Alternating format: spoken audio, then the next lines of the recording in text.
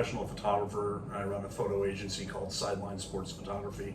Work full-time in motorsports and car racing, and also worked in soccer professionally for the last 31 years.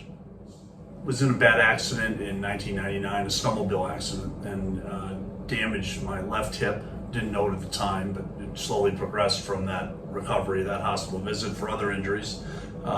And I started to have severe hip pain in 2004. Really, it just was a progression of more and more and more pain. And this type of hip pain is really insane. I've had a lot of injuries in my life, unfortunately, but it's whether you're sitting, standing, walking, laying in a bed, anything, it's constant.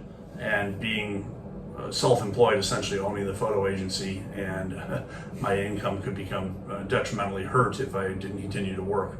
I decided to have both hips replaced at the same time, which most surgeons would not do. And after talking to Dr. Dome heavily about it, he agreed to do it. I was shocked myself how quickly I was able to recover from that. And I think part of it's the geometry of the surgery that Dr. Dome did. Everything was in the right place. My feet, legs lengths were correct. My feet were facing the correct direction.